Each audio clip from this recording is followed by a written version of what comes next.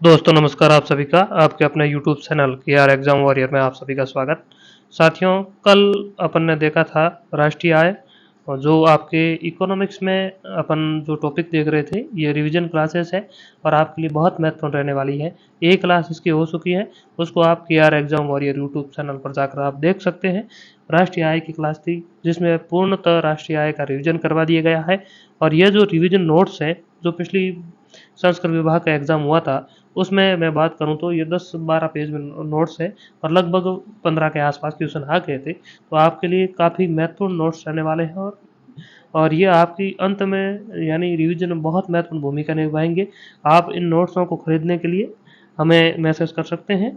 आपको बहुत ही कम कीमत में 5 सब्जेक्ट के नोट्स है कुल मिलाकर और 49 रुपये में हम उपलब्ध करवा रहे हैं। और ये नोट्स अगर आप नहीं खरीद कर वीडियो पे देखोगे तो भी आपके लिए काफ़ी महत्वपूर्ण रहने वाले हैं और यहाँ से आपको बहुत सारे क्वेश्चन देखने को मिलेंगे। साथ ही आपका रिवीजन भी हो जाएगा। जिन्होंने अच्छी तरीके से पढ़ रखी है उनके लिए ये नोट्स काफ़ी महत्वपूर्ण रहने वाले हैं। तो आइए शुरुआत करते हैं। आज का टॉपिक है मांग का सिद्धांत। तो देखिए मांग के सिद्धांत की बात करें तो इसमें प्रभावपूर्ण इच्छा प्लस निश्चित समय प्लस निश्चित कीमत शामिल होती है, उसे मांग कहते हैं। यानी ऐसा भी क्वेश्चन आ सकता है मांग में शामिल है तो प्रभावपूर्ण इच्छा, निश्चित समय और निश्चित कीमत। मांग व कीमत के मध्य ऋणात्मक संबंध होता है। ऐसा भी कई बार क्वेश्चन आया है, मांग व कीमत के मध्य संबंध होता है तो ऋणात्मक संबंध होता है। फिर आता है गिफिन वस्तुएं। गिफिन वस्तु क्या है? तो देखिए इसका प्रतिस्थापन नहीं होता है, कीमत बढ़ने के बावजूद भी उसकी मांग में वृद्धि होती है, धनात्मक संबंध होता है। मांग और गिफिन वस्तुओं के मध्य धनात्मक संबंध होता है। और इसका अपन बात करें गिफिन वस्तु किसे कहते हैं, ये परिभाषा के रूप में आ सकता है। तो इसका है कीमत बढ़ने के बावजूद उसकी मांग में वृद्धि होना। फिर होता है वेबलन प्रभाव। वेबलन प्रभाव किसको कहेंगे? उन वस्तुओं को कहा जाता है जिसको मानव ने अपनी प्रतिष्ठा से जोड़ लिया है और इसमें आभूषण, हीरे, महंगी कारें जिसे स्नोबा प्रभाव कहते हैं, ये होता है वेबलन प्रभाव। फिर आता है बैड वैगन प्रभाव। क्या है? तो दूसरों को देखकर वस्तुओं को खरीदना बैड वैगन प्रभाव कहलाता है। आगे अपन देखें आय प्रभाव। तो आय प्रभाव में देखिए एक तो आती है आपकी घटिया वस्तुएं, एक आती है श्रेष्ठ वस्तुएं।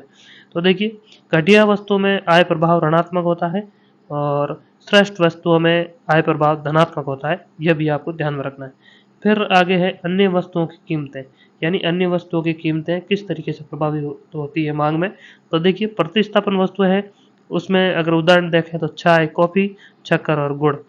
जैसे एक्स वस्तु की कीमत में वृद्धि होती है तो उसकी प्रतिस्थापन वस्तु वाई की मांग में वृद्धि होगी, यानी मांग वक्र धनात्मक होता है।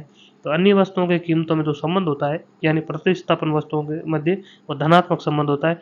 जैसे अगर चाय की कीमत बढ़ेगी तो कॉफी की मांग भी बढ़ेगी, कुछ इस तरीके से। और उदाहरण के रूप में ऐसा क्वेश्चन आएगा, यह सेकंड ग्रेड 2024 में आ चुका है। आगे है पूरक वस्तुएं।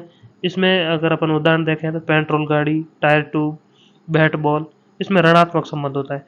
जैसे पेट्रोल की कीमत बढ़ेगी तो गाड़ी की मांग घटेगी, यानी इसमें ऋणात्मक संबंध होता है। तो इसका भी आपको ध्यान में रखना है। फिर इसी स्किलर ने एक सूत्र दिया था, डी ए बराबर है कोष्टक B P B P C P D Y W T. तो ये याद रहे तो ठीक है, बाकी यहाँ से आएगा नहीं। बाकी ये पूरक वस्तुओं का भी संस्कृत विभाग में पूछा जा चुका है प्रश्न। आगे देखिए मांग के प्रकार। मांग के प्रकारों की अपन बात करें, एक होती है कीमत मांग। यानी मांग के प्रकार में कीमत मांग, तो कीमत और मांग के मध्य संबंध होता है ऋणात्मक। और आय मांग दूसरी होती है आय मांग। आय मांग ये होती है श्रेष्ठ वस्तुओं में धनात्मक, घटिया वस्तुओं में ऋणात्मक। आगे देखिए गिफिन वस्तुओं का आय प्रभाव कैसा होता है। तो गिफिन वस्तुओं का आय प्रभाव ऋणात्मक होता है। आय प्रभाव ऋणात्मक का ध्यान रखना, लेकिन मांग और कीमत के मध्य संबंध होता है ना वो धनात्मक होता है। फिर देखिए आड़ी तिरछी मांग, इसमें आता है प्रतिस्थापन वस्तुओं में धनात्मक और पूरक वस्तुओं में ऋणात्मक। यह मांग के प्रकारों में है। और दो और मांग है, एक है व्युत्पन्न मांग, एक है सामूहिक मांग। आगे देखिए बाजार मांग अनुसूची व्यक्तिगत मांग अनुसूची का क्षैतिज योग है। ऐसा क्वेश्चन आ सकता है कि बाजार मांग अनुसूची क्या है। तो बाजार मांग अनुसूची व्यक्तिगत मांग अनुसूची का क्षैतिज योग है। आगे देखिए मांग अनुसूची की मान्यताएं क्या क्या है, ये महत्वपूर्ण है। संबंधित वस्तुओं की कीमत अस्तर और अन्य सभी स्तर मांग वक्र ऋणात्मक होने के कारण तो यहाँ पर देखिए मान्यता क्या क्या, एक है कि संबंधित वस्तुओं की कीमत इसमें अस्थिर होती है और अन्य सभी जो होती है ना वो स्थिर होती है। यह तो मांग अनुसूची की विशेष मान्यता है। फिर है अगला है मांग वक्र ऋणात्मक होने के क्या क्या कारण हो सकते हैं। तो देखिए एक होता है सीमांत उपयोगिता औसमान नियम, दूसरा है नए व पुराने उपभोक्ता, और फिर एक है आय प्रभाव, चौथा है प्रतिस्थापन प्रभाव। डायरेक्ट परीक्षा में ऐसा ही क्वेश्चन आता है और ऐसा ही आया कि मांग वक्र ऋणात्मक होने का कौन सा कारण नहीं है, तो इनमें से 3 होगा, एक दूसरा दे देंगे। तो इसका आपको ध्यान में रखना है, सीमित उपयोगिता औसमान नियम, नए व पुराने उपभोक्ता, आय प्रभाव, प्रतिस्थापन प्रभाव। आगे मांग में विस्तार और संकोचन, ये बहुत ही महत्वपूर्ण है और यहाँ से पिछली बार क्वेश्चन आया और कई कोचिंग वाले भी उसको गलत उत्तर बता रहे थे। मांग में विस्तार और संकोचन का मतलब होता है मांग की मात्रा में परिवर्तन होना, यानी वस्तु स्वयं के कारण परिवर्तन अगर किसी में हो रहा है तो वो है मांग में विस्तार। और कीमत में वृद्धि इसमें होती है बाईं ओर संकोचन होता है, यानी वस्तु स्वयं के कारण कीमत में अगर वृद्धि हो रही है तो वो है मांग में विस्तार। और इसमें मांग वक्र बाईं ओर संकोचन होगा और अगर कीमत में कमी हो रही है तो दाईं ओर होगा, तो उसे विस्तार कहते हैं।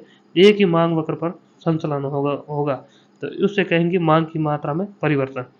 अगर कीमत बढ़ रही है तो बाईं ओर होगा, कीमत घट रही है तो दाईं ओर होगा, लेकिन कहेंगे उसको मांग की मात्रा में परिवर्तन। और अगला देखिए मांग में कमी और वृद्धि होता है, ये होता है मांग में परिवर्तन, वो होता है मांग की मात्रा में परिवर्तन। और कमी और वृद्धि मांग में परिवर्तन अगर अपन देखें तो अन्य वस्तुओं के कारण ये होता है परिवर्तन।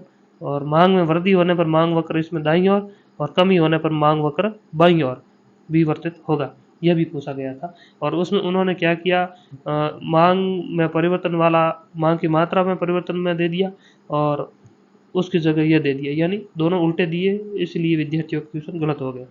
अगला है मांग का नियम बाजार के गुणात्मक संबंध को दर्शाता है। मांग का नियम और मांग की लॉस की अवधारणा किसने दी, तो मार्शल ने दी। मांग की लॉस के कितने प्रकार है, तो कीमत लॉस, आय लॉस, आड़ी और कृषि लॉस। कीमत लॉस की कितनी श्रेणियां हैं, तो इसको भी आपको ध्यान में रखना है। यहाँ पर देखिए कीमत लॉस में पूर्ण लॉसदार मांग वक्र, तो ई बराबर अनंत होता है उसका, यह 37 व आधार तल के समांतर होता है। अधिक लॉसदार या सापेक्ष लॉसदार मांग वक्र, तो मांग की लॉस इकाई से अधिक होती है, तो यहाँ पर आप देख सकती है। और ये होती है विलासितापूर्ण वस्तुओं में, ये क्वेश्चन भी 2022 में पूछा गया।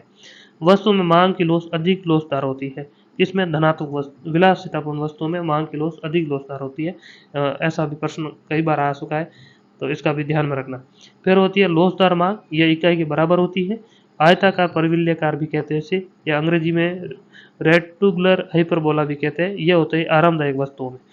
और बेलोसदार या सापेक्ष या अधिक लोसदार, अधिक बेलोसदार, तो ये होती है इकाई से कम, अनिवार्य वस्तुओं में ये होती है, इसका भी आपको ध्यान रखना। और फिर होती है पूर्णतः बेलोसदार, इकाई बराबर 0, ये ऊर्ध्वाधर होता है। और इकाई से कम लोसदार, ये अन्य 3 प्रकार और है, ये 5 प्रकार आपको ध्यान में रखने। पहला तो पूर्णतः लोसदार मांग, अधिक लोसदार, फिर लोसदार, फिर बेलोसदार, फिर पूर्णतः बेलोसदार। इकाई से कम लोसदार, ये होती है धनात्मक संबंध होता है इसमें, इकाई के बराबर ही होते हैं व्यय स्तर होती है तब, और इकाई से अधिक हो तो ऋणात्मक संबंध होता है। ये भी क्वेश्चन पूछे जा चुके हैं, तो इसका भी आपको ध्यान में रखना है। फिर आपका है पूर्ति का सिद्धांत। देखिए मांग और पूर्ति लगभग जुड़े हुई है और इसमें से हो सकता है कभी कभार दोनों में से 3 क्वेश्चन आ जाए और कभी कभार 2 आते हैं, लेकिन कम से कम 2 से 3 क्वेश्चन आने की संभावना है। पूर्ति व कीमत के मध्य संबंध कैसा होता है, तो धनात्मक होता है। पूर्ति को प्रभावित करने वाले तत्वों की बात करें अपन, तो कीमत, तकनीकी परिवर्तन, सरकार की कर नीति, भविष्य के प्रति कीमतों का अनुमान। पूर्ति में विस्तार और संकोचन किसे कहेंगे, तो पूर्ति की मात्रा में परिवर्तन होता है। और वहाँ पर अपन मांग में देखा था, मांग की मात्रा में परिवर्तन एक ही है। वस्तु स्वयं के कारण होता है, दाईं ओर विस्तार होता है, बाईं ओर इसका संकोचन होता है। पूर्ति में कमी, यानी वहाँ पर अपन देखा मांग में परिवर्तन, तो अन्य वस्तुओं के कारण होता है। और इसी में वही प्रकार है जो मांग में प्रकार थे लॉस के, पूर्णतः लॉसदार, इकाई बराबर अनंत, अधिक लॉसदार, इकाई से एक अधिक, लॉसदार इकाई के बराबर, कम लॉसदार इकाई से कम, पूर्ण बेलॉसदार इकाई बराबर 0। ये सभी याद रखने हैं, एक भी आपको इसमें से छोड़ना नहीं है, क्योंकि क्वेश्चन प्रत्येक बार बनता है और हर बार बनेगा। और इस बार भी आप देख लेना इन नोट्स में से आपको काफ़ी अच्छे प्रश्न मिलने की संभावना रहेगी। जब एग्जाम होगा तो मैं आपको बाद में बता दूंगा ये क्वेश्चन आए इन नोट्स हो, और इन वीडियो को आप अच्छे तरीके से देखें। अगर किसी को रिवीजन नोट्स पूर्ण चाहिए, 5 सब्जेक्ट के हैं, कोई लेना चाहे तो ले सकता है, हमें मैसेज कर दें व्हाट्सएप पे, या इस वीडियो के अपन कहें नीचे भी आप मैसेज कर सकते हैं, वहाँ पर आपको जानकारी दे दी जाएगी। तो धन्यवाद साथियों। और एक और जानकारी दे दूँ कि इसके जो मांग और पूर्ति के प्रश्न बनेंगे वो मैं ग्रुप में डाल दूंगा, वहाँ से आप हल कर सकते हैं। तो धन्यवाद साथियों, मिलेंगे अगली वीडियो में, तब तक के लिए धन्यवाद।